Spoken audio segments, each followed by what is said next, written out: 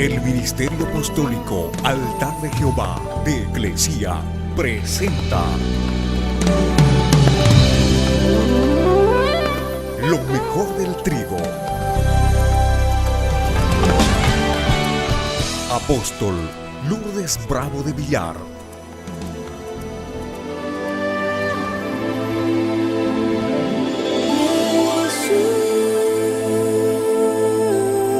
¿Cuánto quiere crecer? Dios está interesado en que nosotros crezcamos, porque hay una estatura a la cual nosotros tenemos que llegar, y es la estatura de la plenitud, de lo completo, quiere decir, de lo perfecto de Cristo. Dios quiere también vernos crecer,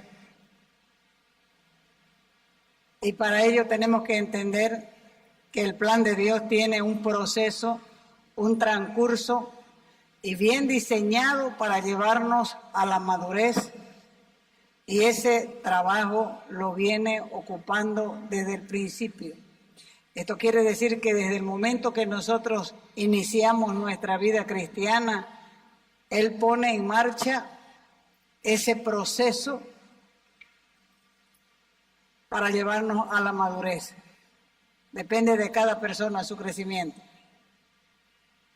Él no nos va a forzar a comer la palabra, no nos va a forzar a que nosotros hagamos ciertas cosas. Él va a dar su palabra y la obediencia nuestra es lo que nos va a llevar a la victoria. Fíjese que cuando Israel llegó a la tierra prometida, lo primero que le impresionó, lo que le asombró, lo que le asustó, fueron los gigantes. Y al ver los gigantes, el pueblo se descorazonó, se intimidó y comenzó a murmurar contra Dios. Y eso le pasa exactamente al pueblo cristiano. Cuando comienza a ver los gigantes de los problemas que se avalanchan contra uno, comienza a murmurar contra Dios, contra la iglesia, contra el liderazgo, contra los hermanos, pero no sabe que su vida en lo natural iba a ser peor sin Cristo. Los mismos problemas iban a venir, las mismas necesidades, las mismas contiendas, porque son parte de su herencia.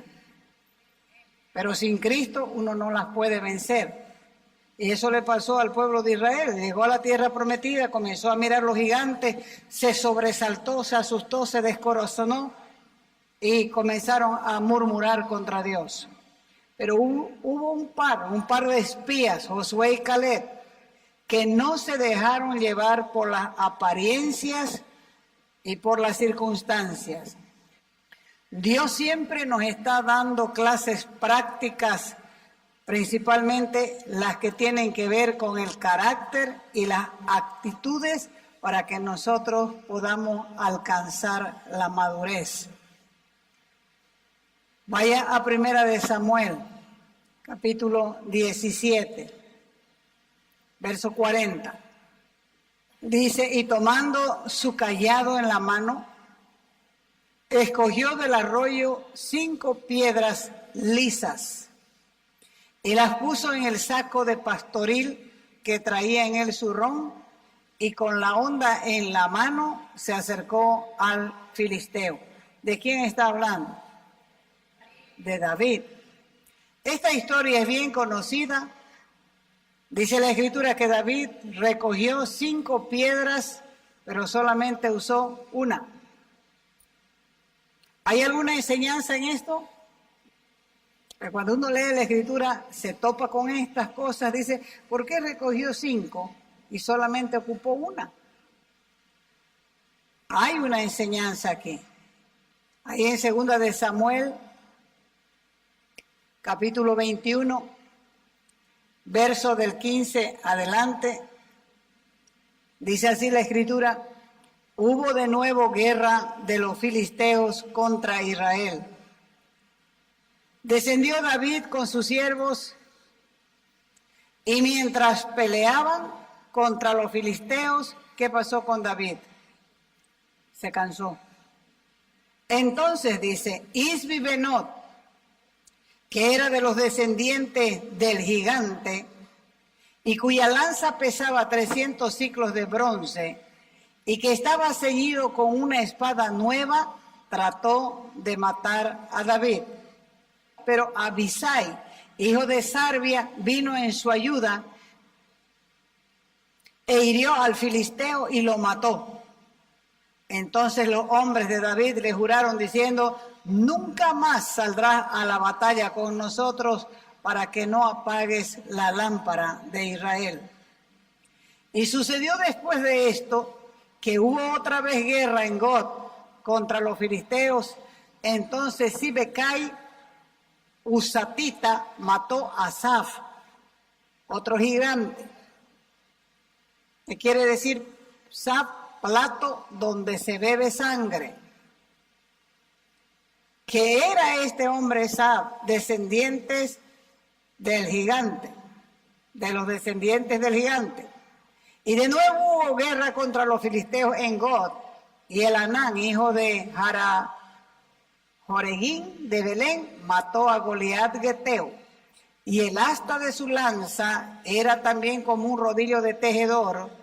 Y hubo guerra otra vez en Gad, donde había un hombre de gran estatura, dice que tenía 6 dedos en cada mano y 6 en cada pie, 24 en total. Él también descendía de los gigantes.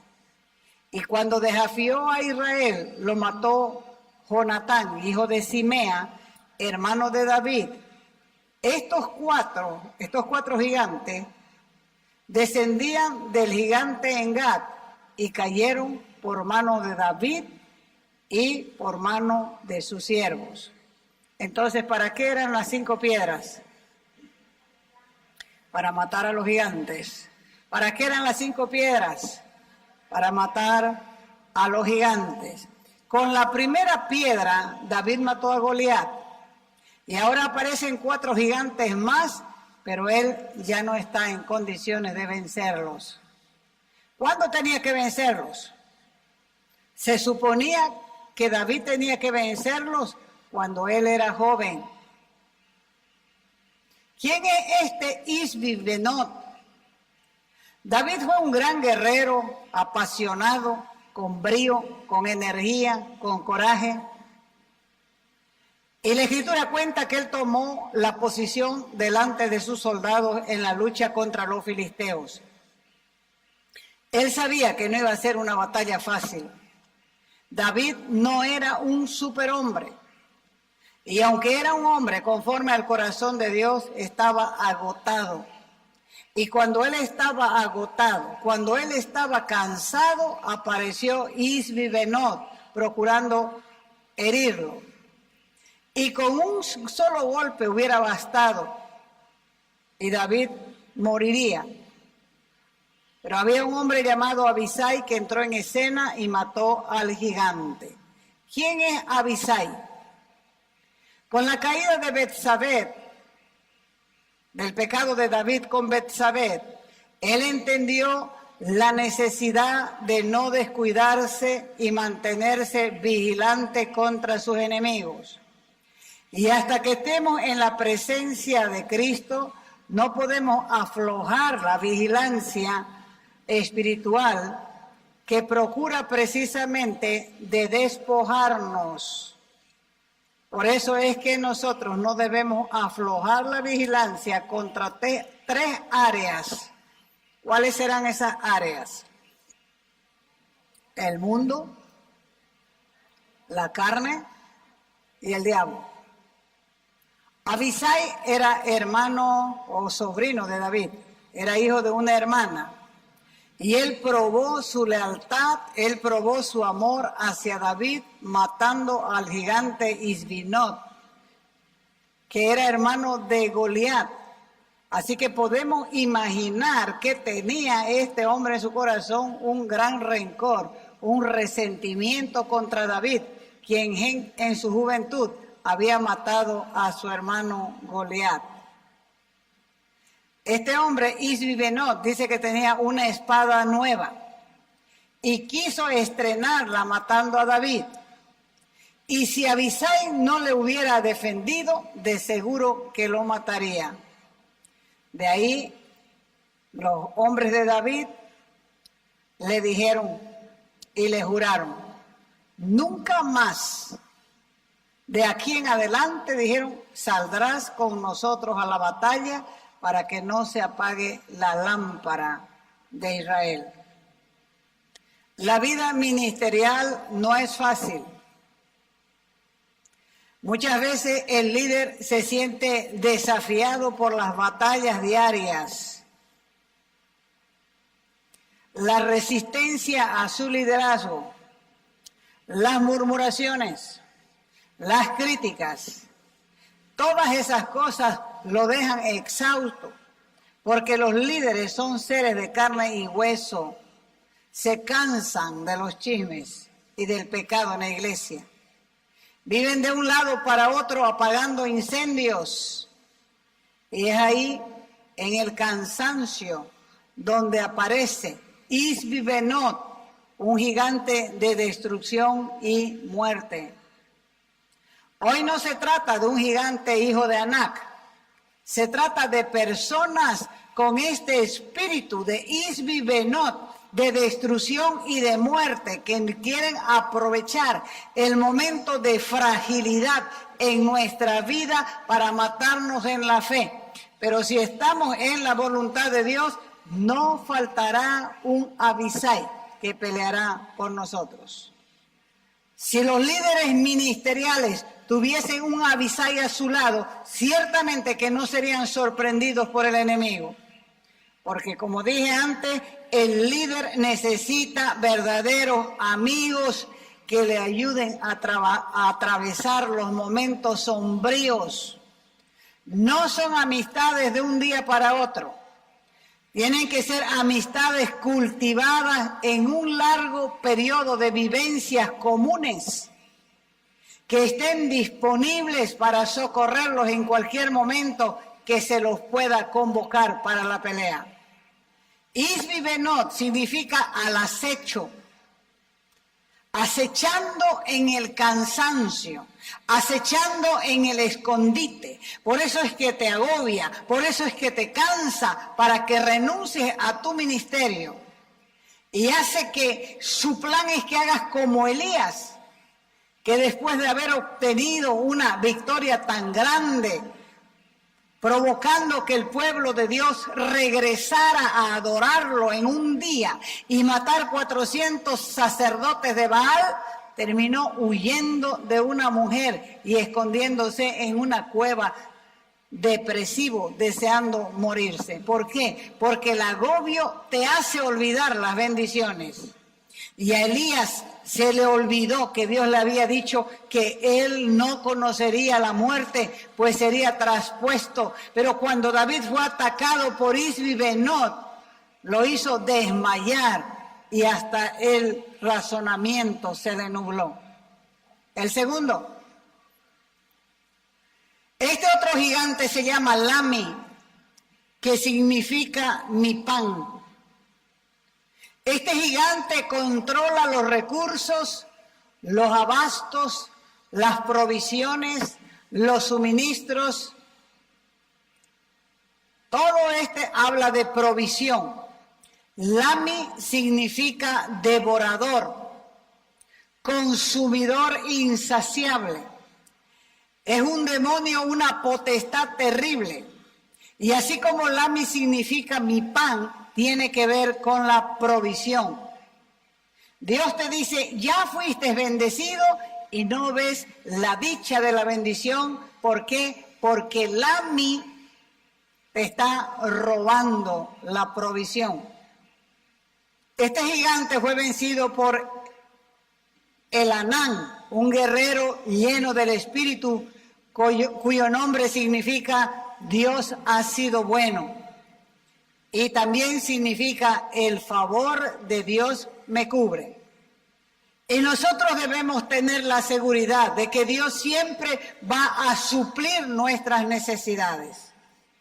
Y nosotros podemos pararnos firmes contra Lami, porque David decía, joven fui y he envejecido, pero no he visto justo desamparado ni su descendencia que mendigue pan.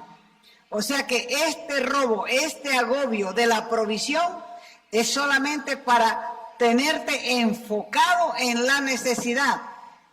Porque inclusive Belén significa casa de pan y nos recuerda que mientras busquemos hacer las cosas de acuerdo a la voluntad de Dios, no nos va a faltar el pan. Entonces, ¿qué es lo que Dios quiere? Que nosotros nos levantemos contra este gigante. Quiere que nos levantemos contra este gigante en fe, en confianza. Y no es cosa de un momento para desarrollar ese tipo de fe. No es esperar hasta el último momento para recién pedir este tipo de fe. Porque en el último momento no se pueden encontrar las fuerzas para vencer, como le pasó a David. Hay un texto que está en Filipenses capítulo 3, del verso 18 al 19, dice, porque muchos andan, como les he dicho muchas veces, y ahora, decía Pablo, se los digo llorando, que son enemigos de la cruz de Cristo, pero su fin es perdición. El único Dios que tienen es el apetito. Y la gloria está en su vergüenza, porque solamente viven pensando en las cosas terrenales. Pablo está señalando que a los enemigos de Cristo, como aquellos cuyo Dios es el vientre y solo viven pensando en las cosas terrenales. De esta manera, Lami nos presenta el otro extremo de la preocupación material.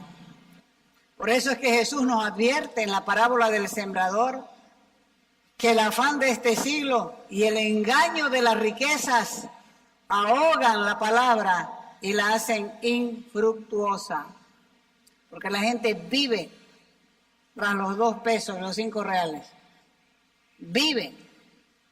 Se levanta temprano. Por eso dice el Señor, si me buscas como a la plata, ¿qué va a pasar? Me vas a encontrar. Y lo peligroso de este enemigo del Lami es que nos ataca con algo que parece una razón válida. Como lo es el abrigo, como lo es el sustento. Y así vive preocupado, perdiendo sus energías en lo material, en el afán. Y eso se convierte en pecado porque uno comienza a dudar de Dios, de su amor, de su fidelidad. Y Él nos ha dicho claramente que si buscamos primero el reino de Dios y su justicia, todas estas cosas que son las que nos preocupan en realidad, nos van a ser añadidas. La gracia de Dios no quiere decir que Él va a hacer las cosas por nosotros, sino que nos va a dar la motivación y la capacitación para hacer su voluntad. Así también vamos a aprender a ser diligentes y sabios en el trabajo para dominar, controlar y administrar nuestra propia vida. Otro gigante. Este gigante tiene 6 dedos, dice, en las manos y 6 dedos en los pies. El número 6 representa el hombre. El hombre mantiene todo lo limitado en la vida espiritual y pone todo el desánimo, el desaliento, porque toda la confianza está en el hombre en vez de en Dios. Y a este gigante lo venció Jonatán, hijo de Simea, hermano de David. Y la forma de vencer a este gigante es bastante peculiar. ¿Por qué? Porque el nombre Sibekai significa como cadáver, es decir, como muerto. Quiere decir apurarse, estar ansioso con emoción o gozo. Está como muerto, pero está ansioso, está emocionado, está gozoso. Y este gigante se vence confesando lo que Dios ha hablado. Por eso es que Nehemías le enseñaba al pueblo diciendo, no teman delante de ellos. Acuérdense del Señor que es grande y temible. Peleen por sus hermanos. Y los enemigos fueron vencidos cuando se alentaron con esa confesión de Nehemías. Así que el nombre de este gigante es Saf, que significa atrio, entrada, antesala o vestíbulo. Ese gigante trae división, no te deja avanzar, trae competencia, trae celos dentro de la iglesia. Saf, el significado vasija o plato, no parece tener nada malo. Es más, se usan en relación o en asociación al servicio a Dios. Porque en los platos, ¿qué es lo que se echaba? Sangre, aceite, todas esas cosas eran parte del sacrificio en el santuario. Porque con la sangre se rociaba el altar. Pero estaba el gigante en la puerta de los atrios de Dios, en la puerta de la casa del Señor. Y su ataque es esperar en el atrio, ¿para qué? Para arrebatar, para terminar como verdadero siervo del diablo. Porque el enemigo, ¿a qué viene? Dice la Escritura. A robar, a matar y a destruir.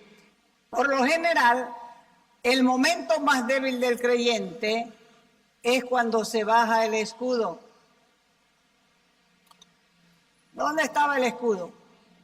¿Qué era lo que cubría el escudo? El área de las emociones. Entonces, cuando se baja este escudo, los sentimientos quedan sin protección.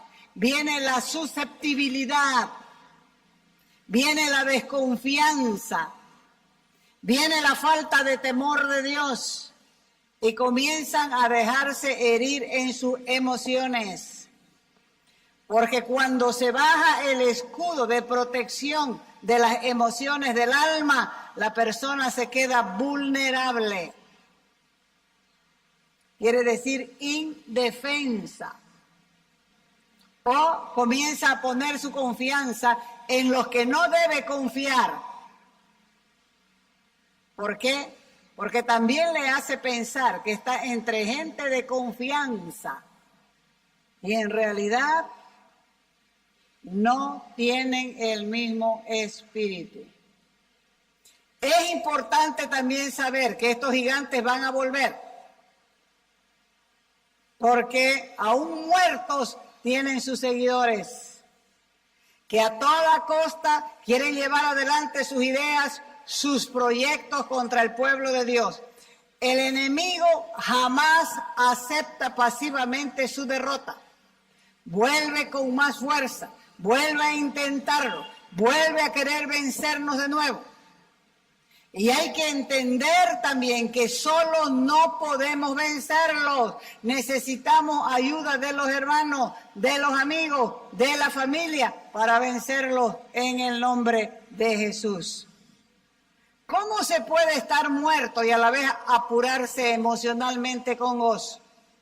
Por muy raro o difícil que parezca esa es la condición que Jesús pone a sus seguidores cuando dice: niéguese a sí mismo, tome su cruz y sígame. Porque negarse a uno mismo y tomar la cruz nos habla de considerarnos muertos. Mientras que seguir a Cristo implica acción y una actividad constante. El rato que dejas de leer, comienza tu debilidad. El rato que dejas de orar, comienza tu debilidad. Por eso decía Pablo, corramos con paciencia. Y también les escribió a los romanos diciéndole, considérense muertos al pecado, pero vivos para Dios. La definición de pecado es no dar en el blanco. Nosotros no acertamos en el blanco, ya sea por una dirección equivocada o por no llegar al final. La aplicación es que no debemos confiarnos nunca.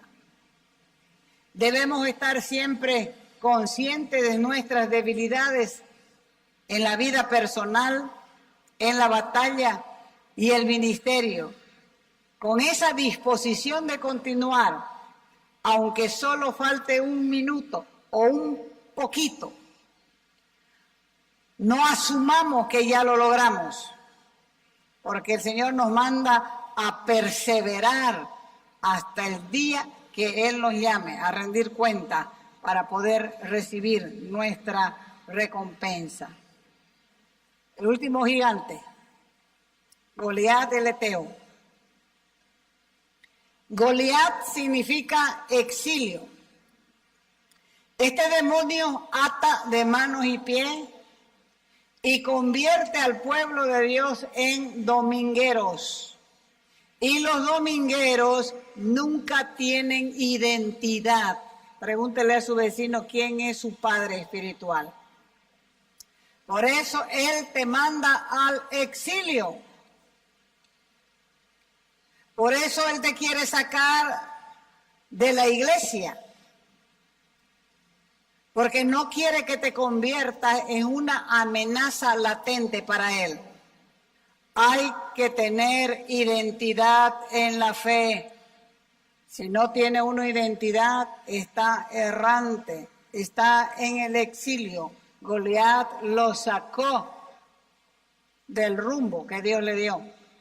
Por lo general, escúchelo bien, los que iban al exilio los mandaban sin ropa, los despojaban de todo.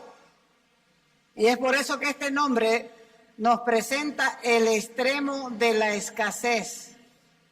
Y tiene 6 dedos en las manos y 6 dedos en los pies, mostrando o enfatizando la capacidad de manipular. Una mano de 6 dedos abierta, indicando poder, porque ¿qué se hace con los dedos? Agarran. Los dedos atrapan. Entonces, este enemigo tiene la capacidad y la habilidad de agarrar o de atrapar de tal manera que pueda ejercer poder aún para dirigir la vida de personas y amenazarlas. Entonces, esto habla de una conciencia que no es limpia. Y el enemigo va a usar a la conciencia que no es limpia, ¿para qué? Para chantajearla. ¿Por qué es esencial tener una buena conciencia? Porque el principio dentro de nosotros que decide lo que es legal, lo que es ilegal, lo que es correcto, lo que es incorrecto, decide nuestras acciones, nuestros afectos. La que nos aprueba y la que nos condena es la conciencia. Esto quiere decir que lo que controla la conciencia controla al individuo. Y lo que controla al individuo controla a su persona. Por eso dice la Escritura, tal como el hombre piensa, ese es él. Entonces la forma de vencer a este gigante la revela Jonatán, que fue el que mató a este gigante. Y Jonatán significa dado por Dios, porque solo Dios puede darnos el perdón, puede darnos la libertad del chantaje del enemigo. Y no hay otra forma, porque si no se lo saca a luz, declarando que la sangre de Cristo es suficiente para perdonarnos, el enemigo a través de nuestra mala conciencia va a tratar de hundirnos, de destruirnos, y de eso abundan cualquier cantidad de ejemplos en la Escritura. Y Dios quiere que venzamos estos enemigos lo más pronto posible en nuestro caminar cristiano. ¿Para qué? Para que no nos estorben, para disfrutar la paz y el gozo mientras tengamos fuerzas.